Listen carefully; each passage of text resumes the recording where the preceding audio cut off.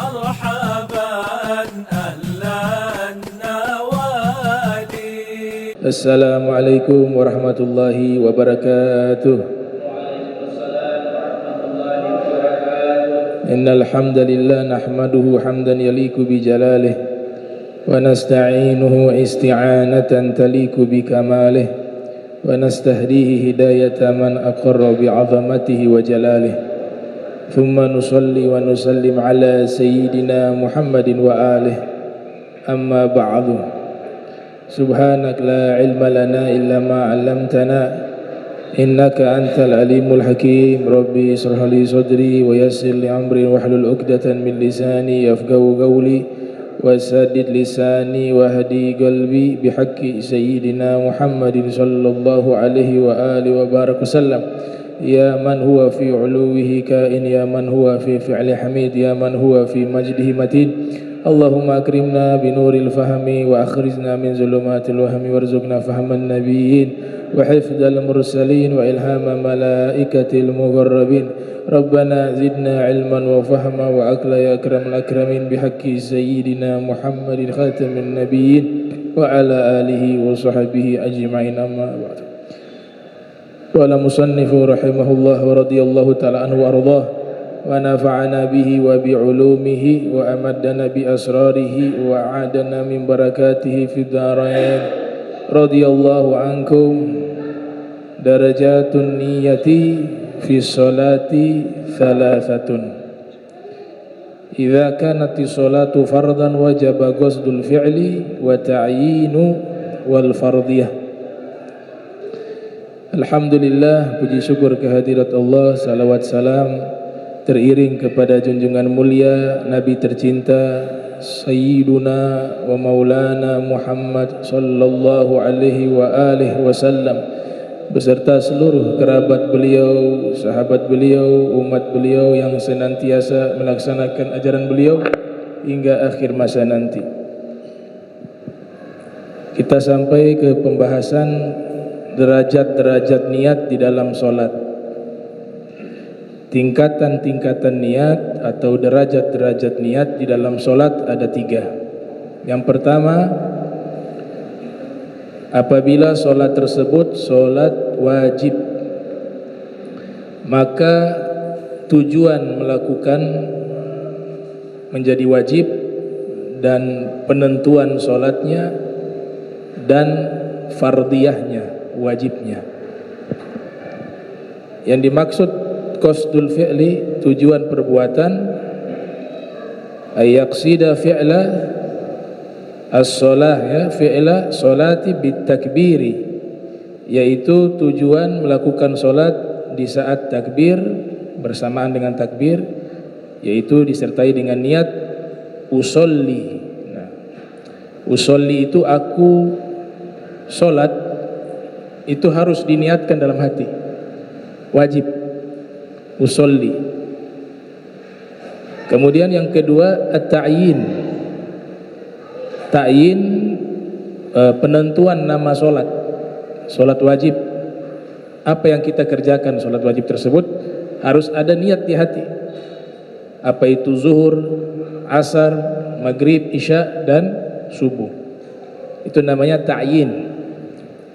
Dan yang ketiga adalah al-fardiyah, wajibnya. Nah, sehingga kalau kita simpulkan niat solat wajib sebenarnya cukup 3 saja. Usolli fardha al-maghribi, khalas, sah. Usolli fardhal isya'i, usolli fardha as-subhi, usolli fardha az-zuhri, usolli fardha asri. Nah, itu sudah cukup, karena itu yang wajib. Ini kasusnya jika solat wajib. Tapi harus diingat ketika kita menjadi makmum, jangan lupa niat juga jadi makmum.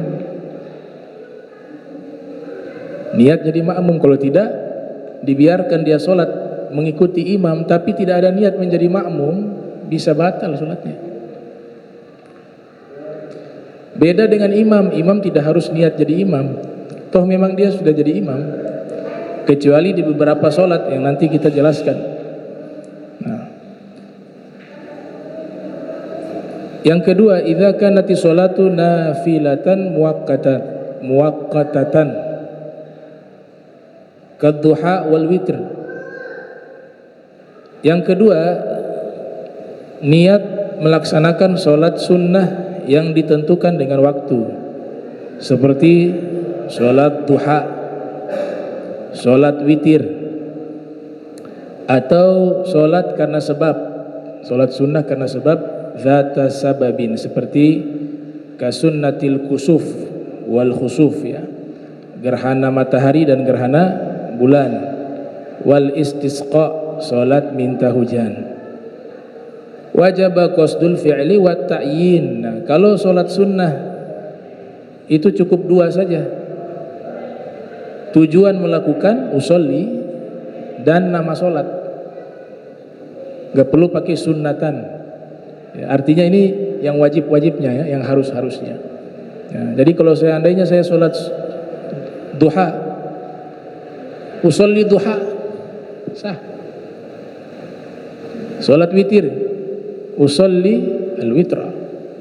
Nah, sholat gerhana matahari, usolli khusuf.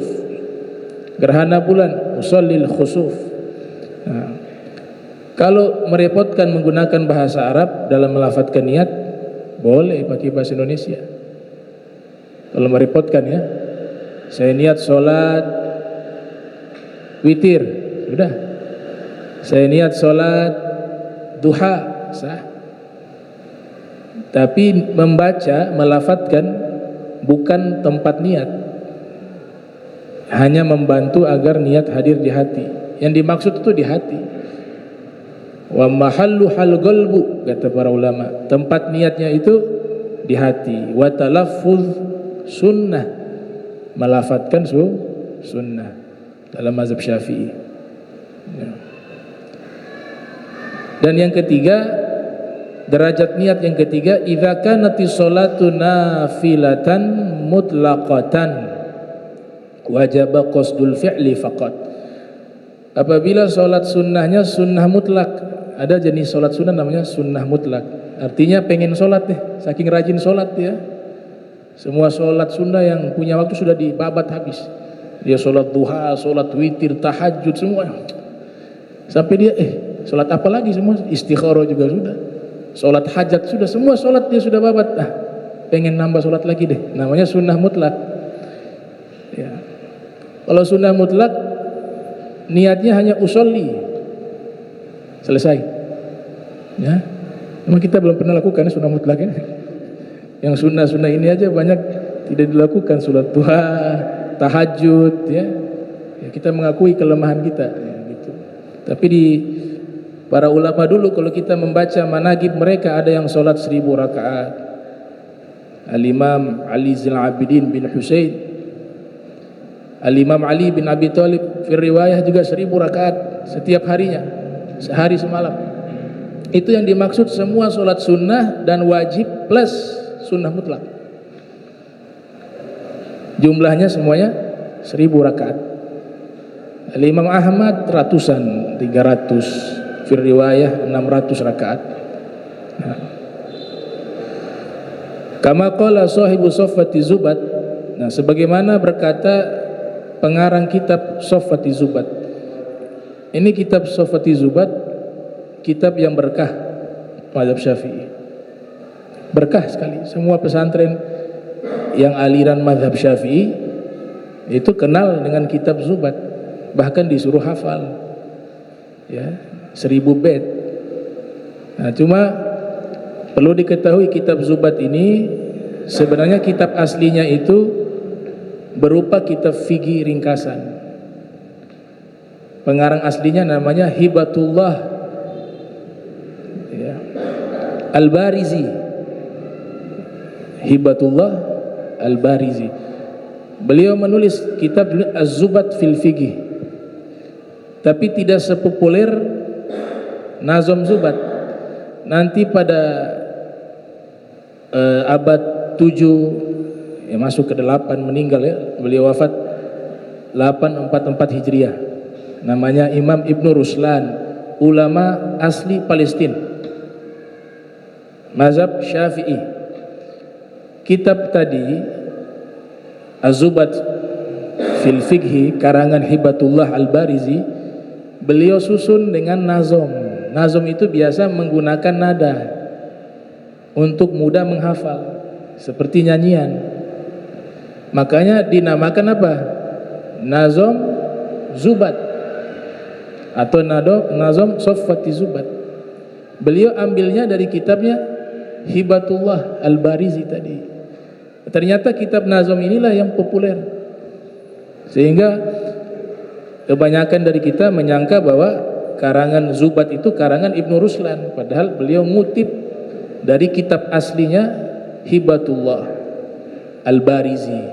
Dan kitab Zubat fil Fiqhi yang karya asli Hibatullah Al-Barizi ini disyarahi oleh murid dari Syekh Zakaria Al-Ansari. Ya, ada yang mengatakan Sunan Gunung Jati ketika ke Mesir berguru kepada beliau. Sunan Gunung Jati, Syarif siapa? Hidayatullah. Waktu ke Mesir belajar kepada Syekh Zakaria Al-Ansari. Beliau menjadi guru besar mazhab Syafi'i di zamannya. Ya.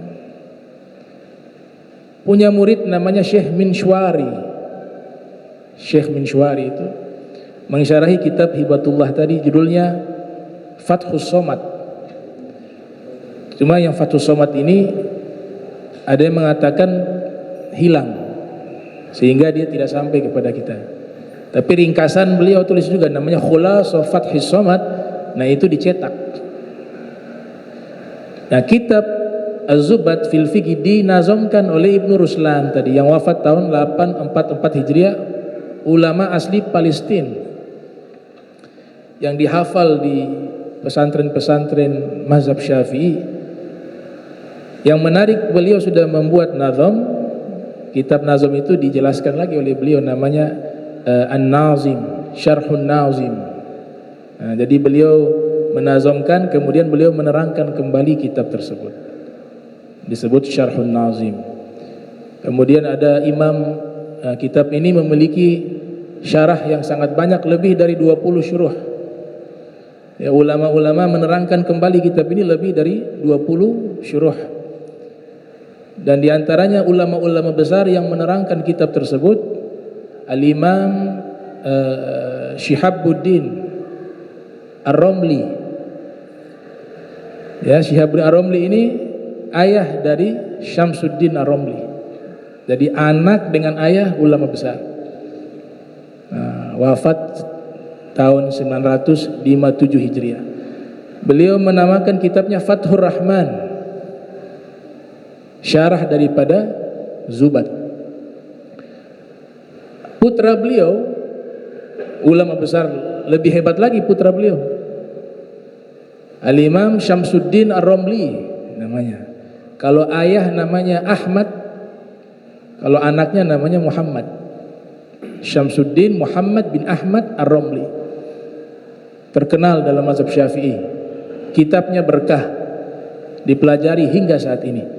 Beliau kelahiran tahun 919 Hijriah, wafat 1004 Hijriah. Seumuran dan seangkatan dengan Syekh Abu Bakar bin Salim, Fakhrul Wujud. Syekh Abu Bakar bin Salim lahir tahun 919 Hijriah, bermukim di kota Inad di Hadramaut. Wafat 992 Hijriah. Al-Imam Romli, Syamsuddin Ar-Romli, Al-Ibn, anak, itu lahir sama 919. Jadi satu umur, satu zaman. Cuma beda daerah saja, beda kota, beda negara. Yang satunya di Yaman, Syekh Abu Bakar bin Salim, beliau di Mesir. Nah, beliau mengambil beberapa keterangan dari kitab ayah beliau, Fathur Rahman, terkait mensyarahi kitab Zubat. Tapi beliau sempurnakan lagi, judulnya Ghayatul Bayan, ya. Syarh Zubat, Ghayatul Bayan, Syarh Zubat. Tidak ketinggalan ulama-ulama yang ada di wilayah Yaman, khususnya di kota Zabid. Muncul tokoh-tokoh ulama juga ikut mensyarahi kitab tersebut. Ada namanya Syekh Muhammad bin Ali Al-Hubayshi, menulis kitab Syarah Zubat berjudul Fathus Somad. Kemudian ada juga ulama Yaman namanya Ibnu Ziyad Al-Waddah, menulis kitab berjudul mohon maaf yang tadi Fathul Mannan, ya. Fathul Mannan karya Syekh Muhammad bin Ali Al-Hubayshi. Kemudian ulama Yaman lainnya namanya Ibnu Ziyad Al-Waddah, menulis kitab judul Fathus Somad, menerangkan tentang kitab Zubat. Ada di Mesir juga ikut menerangkan kitab Zubat, bernama Syekh Ahmad bin Hijazi Al-Fashni, wafat tahun 978 Hijriah, berjudul Mawahibus Somad. Kitab ini cukup terkenal, Mawahibus Somad. Kemudian juga muncul ulama pakar ilmu hadis, ilmu fikih di kota Zabid, bernama Sayyid Yusuf bin Muhammad Al-Battah, yang menulis kitab Ifhamul Afham, Syarah Bulughil Maram. Beliau juga mensyarahi kitab Zubat berjudul Faidul Mannan. Kalau Imam Muhammad bin Ali juga punya syarah Arba'in Nawawi itu, berjudul Al-Majalis As-Saniyah judulnya. Kemudian yang paling terkenal dan dianggap sebagai salah satu kitab terbaik yang menerangkan kitab Zubat, karangan As-Sayyid Muhammad bin Ahmad bin Abdul Bari Al-Ahdal, berjudul Ifadatus Sadatil Umad bitaqriri ma'ani matni Sofwati Zubat. Kitab tersebut hampir 800 halaman, tapi beliau mengatakan dalam mukadimah bahwa ini kitab sangat ringkas, ya. Hebatnya beliau katakan apa?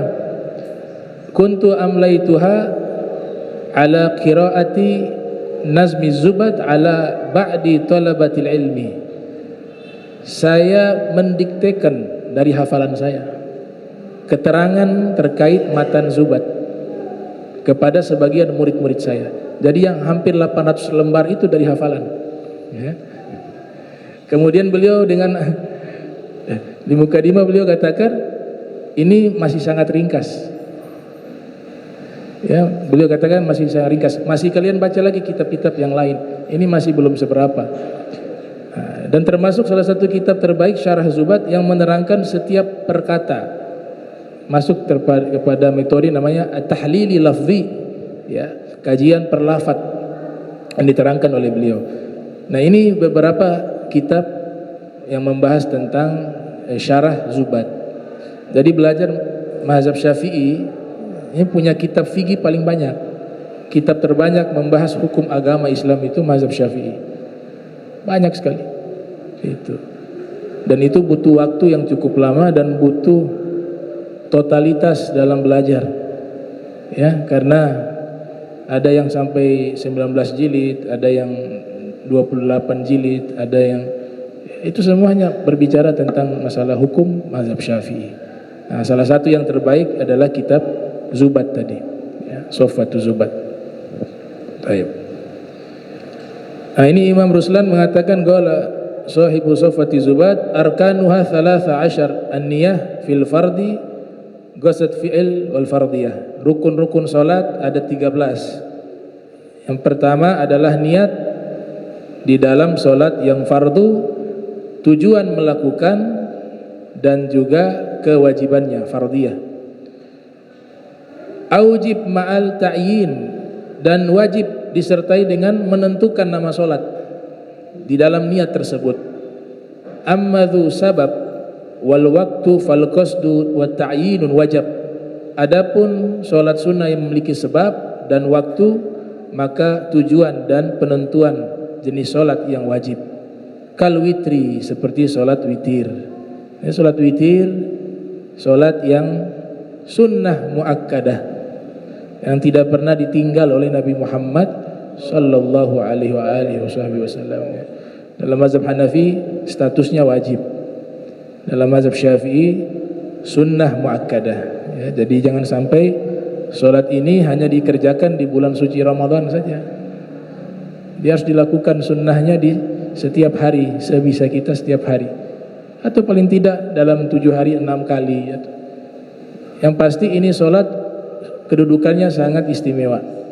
Ya, hingga dalam hadis itu Nabi katakan, innallaha witrun yuhibbul witra fa'autiru ya ahlal kiblah. Ya, sesungguhnya Allah maha witir, ganjil, mencintai sesuatu yang ganjil. Maka solat witirlah kalian wahai orang Islam, ahlal kiblah, ya, pemilik kiblat. Ada 2 cara yang diajarkan. Cara pertama, ba'da solat isya sudah bisa kita kerjakan solat witir, sebagaimana wasiat yang Nabi sampaikan kepada beberapa orang sahabat, diantaranya Abu Hurairah, Abu Darda, Abu Dzar Al-Ghifari, yang disebut dalam riwayat Sahih Al-Bukhari, kata Abu Hurairah, "Ausani khalili bi thalathin." Kekasihku Nabi Muhammad sallallahu alaihi wasallam memberikan wasiat kepadaku 3 hal. Yang pertama, asyam thalathati ayyam 'inda kulli syahr. Puasa 3 hari di setiap bulannya. Al-ayyamul bid tadi. Yang kedua, rakaatai duha, 2 rakaat salat duha. Dan yang ketiga, an utir qabla an anam, atau utiru qabla an anam. Saya diwasiatkan melaksanakan salat witir sebelum tidur. Jadi bisa sebelum tidur kita salat witir ba'da isya. Ada cara yang terbaik, akhir malam setelah tahajud ditutup dengan salat witir. Nabi katakan dalam hadis, ij'alu akhira salatikum witra. Jadikanlah solat terakhir kalian di hari tersebut solat witir. Jadi setelah tahajud.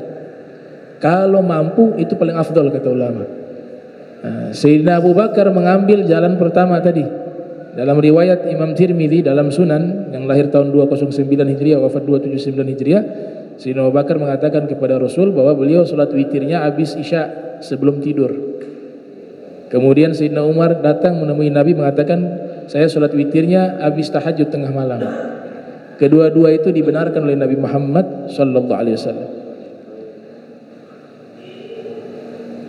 Ada cara ketiga di luar 2 cara ini, yaitu kita mengambil misalnya 3 rakaat salat witir. Salat witir paling sedikit 1 rakaat.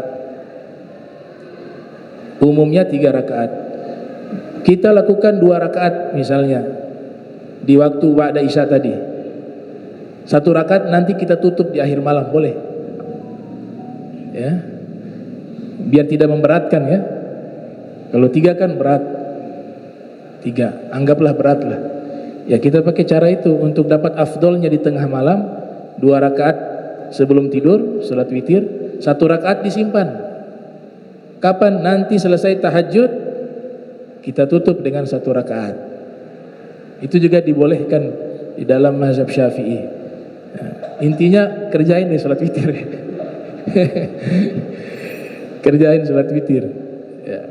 Salat witir wa salat tahajud.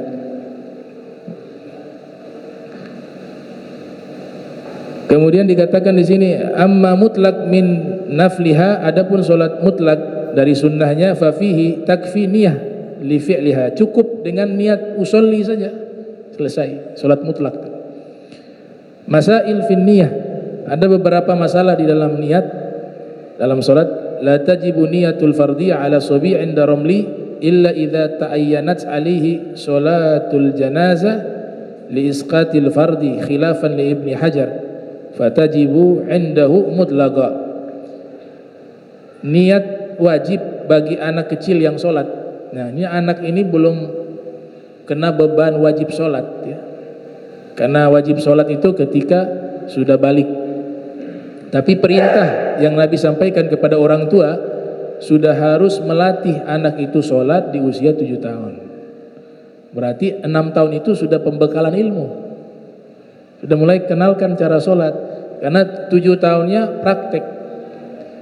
Dalam kitab Muqaddimah Hadramiyah, Syekh Bafadal ya, mengatakan hukumnya yajibu alal walid au al wali ayyamura waladahu bisolah. Wajib hukumnya bagi orang tua atau wali sang anak memerintahkan anaknya sholat di usia 7 tahun.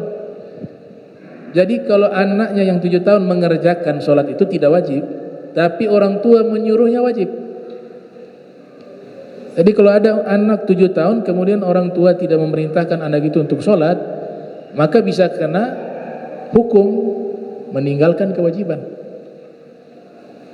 Ya, karena hadis sangat jelas, Nabi katakan, muru auladakum bis sholati wa hum abna'u sab' wadribuhum 'alaiha wa hum abna'u ashar wa farriquhum baina madaji'ihim atau kama qala an-nabiy sallallahu alaihi wa alihi wasallam. Perintahkanlah anak-anak kalian salat di usia 7 tahun dan berikanlah sanksi kepada mereka ketika meninggalkan sholat di usia 10 tahun. Di 10 tahun ditinggalkan sudah ada harus hukuman. Makanya dalam satu hadis dikatakan alliku sauta, menggantung kayu kecil, fa innahu adabun lahum atau kama qala ya, itu sebagai adab untuk keluarga, untuk mereka.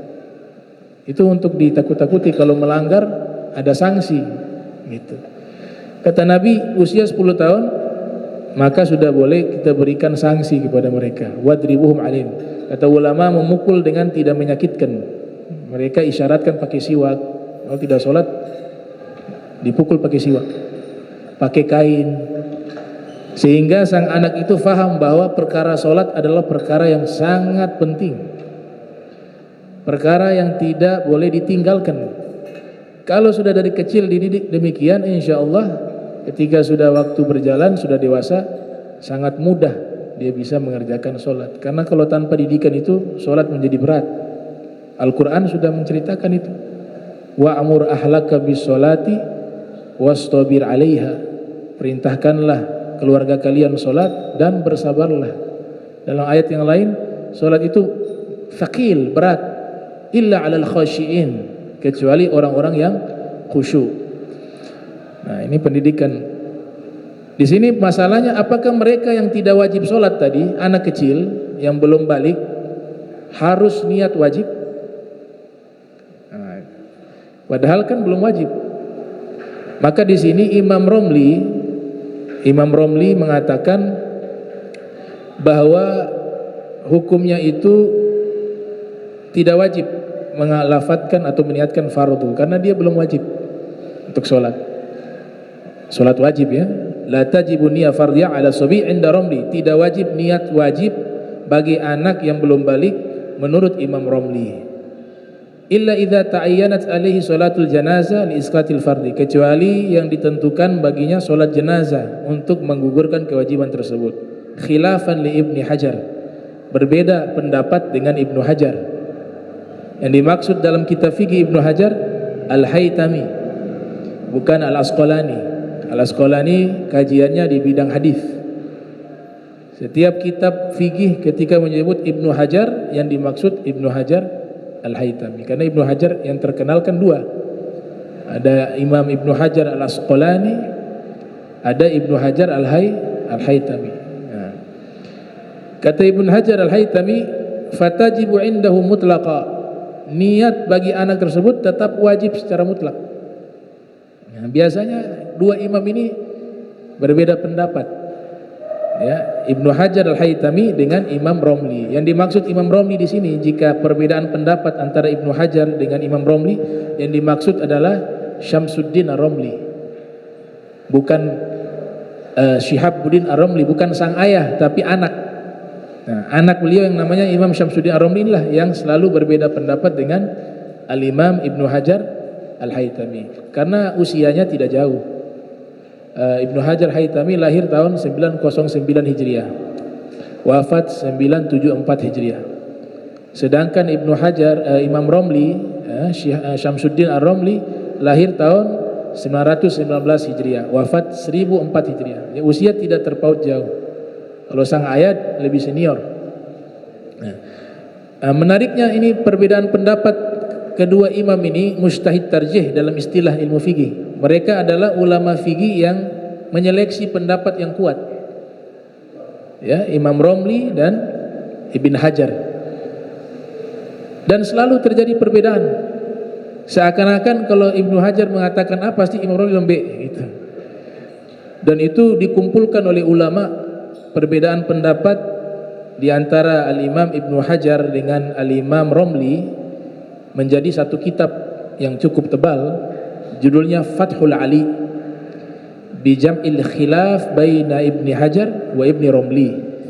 Nah, kitab itu dikumpulkan pendapat perbedaan antara Ibnu Hajar dengan Imam Romli, ditulis oleh Asy-Syarif As-Sayyid Umar bin Hamid Bafaraj. Bafaraj itu kumpulan khilaf antara Ibn Hajar dengan Imam Romli. Kalau ulama-ulama Mesir cenderung mengambil pendapat Imam Romli. Kalau ulama Hadramaut cenderung ke pendapatnya Ibnu Hajar. Kalau kiai-kiai di Jawa, ini dua-dua kan Syafi'i, cenderung mengambil pendapat Imam Romli gitu. Saya belajar di As-Saghafah Islamiyah, tempatnya Sayyidul Walid Al-Habib Abdurrahman bin Ahmad As-Saghaf. Di antara guru-guru kami banyak kiai-kiai Betawi. Itu kalau ngajar fikih kebanyakan merujuk ke Imam Romli. Tapi kalau para habaib khasnya pendapatnya Ibnu Hajar Al-Haytami. Alasannya banyak kenapa para sufi juga cenderung ke Ibnu Hajar Al-Haytami. Karena Ibnu Hajar Al-Haytami secara ekonomi itu sederhana. Imam Romli kaya raya. Ya. Makanya orang sufi senang ngambil pendapat fatwa dari Ibnu Hajar karena zuhud nih. Hidupnya sederhana. Imam Romli kaya raya. Sampai pernah waktu itu diceritakan istrinya Ibnu Hajar Al-Haytami ingin mandi, dulu namanya hammam, pemandian air panas. Itu kan di tempat umum. Istrinya Ibnu Hajar mau mandi, ternyata sudah di booking oleh istrinya Imam Romli. Jadi hari ini sudah gak ada yang boleh mandi karena istrinya Imam Romli sudah booking. Dia dengan kawan-kawannya semua mau mandi, ya, semua perempuan, ya, gak ada laki-laki. Istrinya Ibnu Hajar, aduh, suami saya juga ulama, kenapa yang kaya Imam Romli? Harusnya suami saya juga kaya. Pulanglah dia. Pulang ke rumah, mungkin waktu itu Ibnu Hajar minta bikin teh apa kopi, sudah dibikin. Lihat muka ini kayak gak enak nih. Ini kenapa nih? Cara aduknya sudah beda. Mungkin gula juga sudah ditaruh. Minum nih. Dia lihat istrinya, oh dia tahu nih ada sesuatu nih. Ada masalah apa? Cerita. Enggak, biasa perempuan jawab kan enggak ada masalah. Iya. Tapi mukanya itu ada masalah. Ulang lagi. Coba cerita. Enggak ada masalah. Itu. Nah, biasanya perempuan diulang 3-4 kali baru dia cerita tuh. Iya ada masalah. Itu yang keempat. Iya. Dia bilang, tadi saya mau mandi pemandian air panas. Ya, istrinya Imam Romli sudah booking khusus hari. Diajak semua kawan-kawan perempuan yang mandi, yang lain gak boleh ikut. Kan antum juga alim sama kayak Imam Romli, terkenal juga, tapi kenapa? Apa maksudnya dia yang kaya begitu? Kamu tidak ridho hidup sama saya sederhana begini? Bukan begitu, dia bilang. Ya. Mau kaya? Kata Ibnu Hajar. Baik, mari ikut saya. Di luar rumah mereka ada sumur. Tahu beliau doa bagaimana? Suruh timba tuh, ditimba, ambil itu timba, angkat timba isi emas. Nah, mau ambil nih, tapi kita pisah sampai di sini. Ya. Tapi kalau kau mau tetap sama saya, kamu harus ikut. Hidup saya sederhana seperti ini. Hanya dia pilih sudah, tetap mau sama suami. Ini kalau begitu dibuang, ketiknya dibuang lagi kembali. Gitu. Dari situlah para sufi cenderung kepada pendapatnya Ibn Hajar. Tapi Imam Romli juga tidak salah. Imam Romli punya alasan juga. Saya kaya ini seandainya hilang juga hati saya berubah. Saya kaya ini biar saya lebih dapat pahala sedekah dan infak. Saya kaya biar saya tidak minta-minta sama orang. Saya kaya biar bisa tolong orang. Nah, sehingga jadi hujjah juga begitu. Nah, itu antara Imam Romli dan Ibn Hajar Al-Haytami. Sama seperti kisahnya Abu Hasan Sazili dalam kitab Risalatul Muawanah. Ada satu orang datang ingin belajar ilmu kimia kepada Imam Abu Hasan Sazili. Tujuan belajar ilmu kimia untuk bisa tahu mana emas, kan? Kelola emas. Ya, tujuan duniawi untuk bisa kaya dengan emas. Datang kepada Imam Abu Hasan Sazili, minta Imam Abu Hasan Sazili mengajarkan ilmu kimia. Kata Al-Imam Abu Hasan, boleh saya nanti ajarkan engkau ilmu kimia, tapi syaratnya satu, kamu tinggal bersama saya 1 tahun. Kemudian syaratnya setiap kali kamu batal wudu, kamu wudu kembali dalam keadaan selalu suci.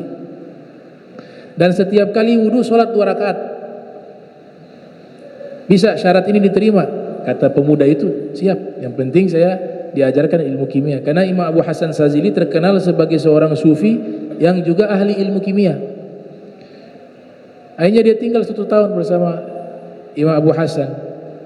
Dia jaga wudunya, batal wudu, sholat 2 rakaat, sampai tiba masanya 1 tahun. Kata Imam Abu Hasan, coba kamu timba air di sumur itu. Dia ke sana, dia timba itu. Dia angkat itu timba di sumur, isinya emas. Dia lihat emas itu, dia buang. Dia balik ketemu sang guru, dia katakan, wahai Imam, tadi saya timba di sumur, itu isinya emas 1 timba itu. Tapi entah mengapa sudah gak ada hati saya ke situ. Saya sudah senang dengan begini. Ya, ibadah. Hati saya sudah luntur terhadap dunia. Kata Imam Abu Hasan, qad sirta al-an kimia. Ya, sekarang kamu sudah dapat seluruh ilmu kimia. Ya. Sini dibaiat oleh Imam Abu Hasan Sazili, diangkat menjadi wali min auliyaillah. Wa nasabahu da'iyan illallah. Kemudian berubah profesi, yang tadinya niat jadi tukang emas, sekarang jadi seorang ulama, seorang dai fisabilillah, dan diangkat menjadi wali min auliyaillah. Itu.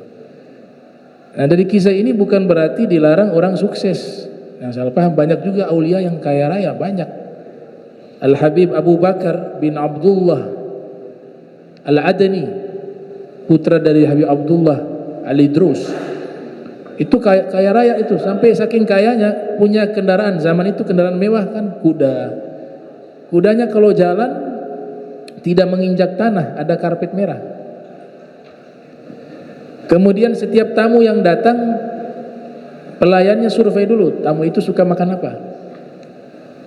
Satu kali ada satu tamu datang, disurvei oleh pelayannya, suka makan apa? Hati kambing. Udah, disuruh potong kambing berapa ekor, khusus ambil hatinya untuk tamu itu, potong. Bahkan dikatakan setiap dia melangkah, hitung 1 ekor kambing, dan nanti ambil bagian hati kambing itu untuk dihidangkan kepada tamu kita. Nginap di situ, kamar tamunya ada semua. Tiba waktu makan, duduk bersama Habib Abu Bakar. Sang tamu lihat, semua hati kambing. dalam hatinya terlintas, ini mubazir ini. Ya, saya juga gak mungkin makan habis semua. Dikasyaf sama Habib Abu Bakar. Untuk menjamu tamu gak ada yang mubazir. Yang namanya menjamu tamu tidak ada yang mubazir, makanya dilebih-lebihkan gak ada masalah. Perintah Nabi Muhammad sallallahu alaihi wasallam, man kana yu'minu billahi wal yawmil akhir falyukrim dhaifah. Siapa yang beriman kepada Allah dan hari kiamat, hendaklah dia memuliakan tamu. Tamu salah satu ayam, wa ma fauqaha sadaqah, atau kama qala Nabi sallallahu alaihi wasallam. Ad-diyafah salah satu ayam, menjamu tamu yang jauh datang nginap di rumah kita 3 hari. Lebih daripada itu sedekah. Kalau sampai 3 tahun ya tertahu diri memang.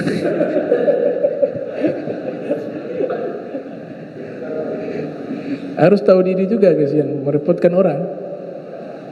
Nabi bilang 3 hari, dia ambil 3 tahun. Lebih dari 3 hari sedekah, kata Nabi kita Muhammad SAW. Nah, Al-Habib Abu Bakar mengatakan, kamu lihat yang saya berikan ini gak seberapa dengan kakak saya, ada di kota Tarim. Ia lebih dermawan dari saya. Nanti kamu ke sana ketemu namanya Habib Hussein bin Abdullah Al-Idrus. Wih, kata tamu ini, kalau ini saja dibilang kurang dermawan, sudah dapat kambing banyak seperti ini, dijamu yang luar biasa seperti ini, wah kakaknya pasti lebih hebat lagi nih. Akhirnya beliau pergi ke kota Tarim. Sampai kota Tarim, nanya warga di sana, kenal Habib Hussein bin Abdullah Al-Idrus. Oh ya, lagi sholat. Oh dia ke sana. Oh ini orang. Nah, itu habis sholat dia datang. Saya dari kota Aden, dari tempat adik antum Habib Abu Bakar. Beliau ngasih wasiat saya dijadikan tamunya engkau. Saya nginap 3 hari di rumah. Oh fadal. Nah, fadal. Silakan. Dengan senang hati. Udah. Diajak ke rumah. Ajak ke rumah, dia tunggu makan siang. Keluar roti sama korma.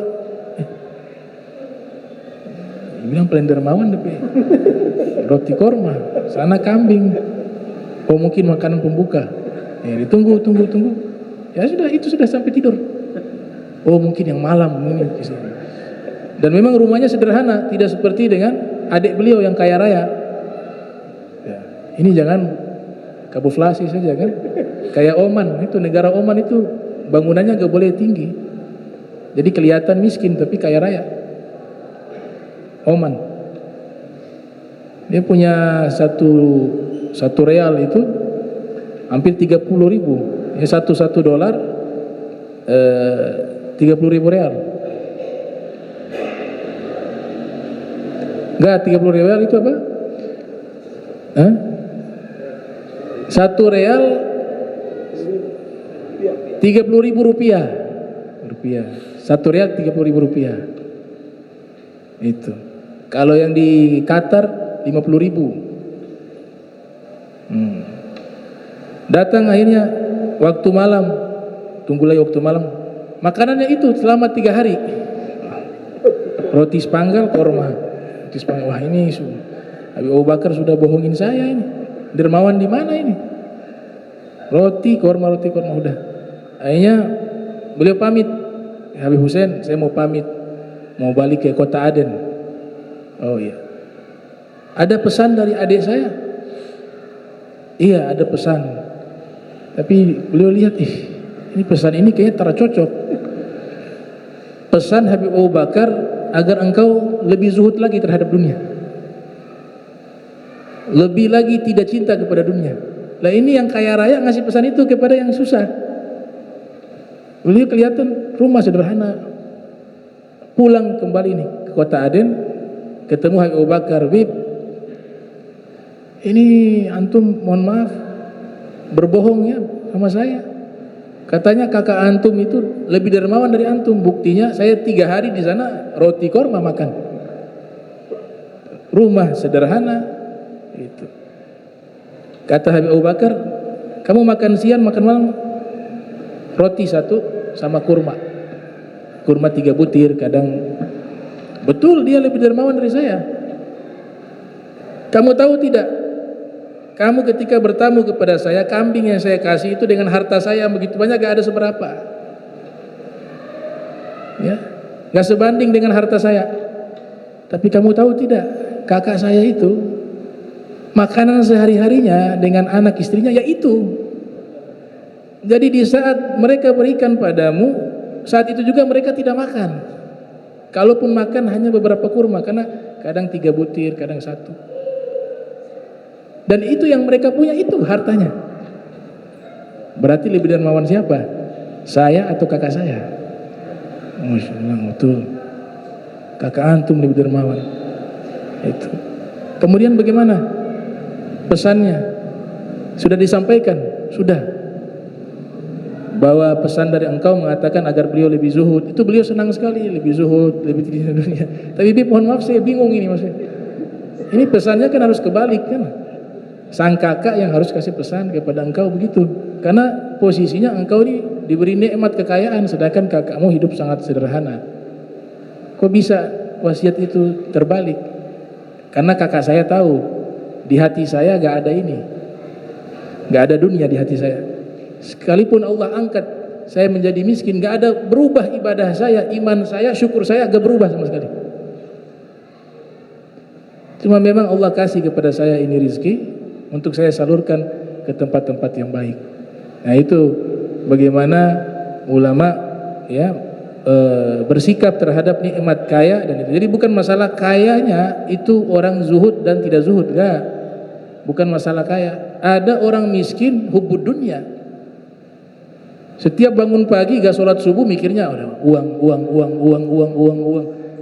Hidup susah kemudian bilang zuhud, enggak, bukan. Keadaan memang susah, bukan zuhud. Zuhud standarnya bukan di susah atau kaya. Tapi bagaimana hati seorang hamba itu dia menjadikan Tuhannya siapa? Kalau Tuhannya dunia, jabatan, harta, berarti dia orang yang tidak zuhud terhadap dunia. Tapi di hatinya tetap ada Allah, walaupun dia memiliki kekayaan, dia orang zuhud. Ciri-cirinya orang zuhud yang kaya raya, dermawan, karim. Itu.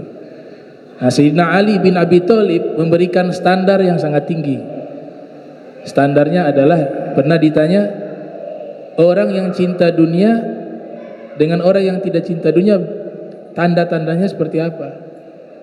Kata Sayyidina Ali, nanti sebentar ada tamu datang, nanti saya terangkan. Tamu datang bawa hadiah, ngasih ke Sayyidina Ali bin Abi Thalib, diterima oleh Sayyidina Ali. Masya Allah, terima kasih. Senang orang dapat hadiah, semuanya senang. Imam Ali senang terima hadiah. Yang kasih hadiah kemudian pergi. Sayyidina Ali berikan kembali hadiah itu kepada orang yang bertanya, ini saya kasih hadiah ini kepada. Dan itu adalah jawaban dari pertanyaanmu. Bagaimana membedakan orang itu cinta dunia atau tidak cinta dunia? Jawabannya itu. Kata dia, maksudnya bagaimana Imam Ali? Tadi dia beri hadiah pada saya terima begitu senang hati saya. Dan di saat saya berikan kepadamu hadiah itu, hati saya juga senang sama seperti saya menerima hadiah. Kalau sudah seperti itu, berarti dia orang yang tidak cinta dunia.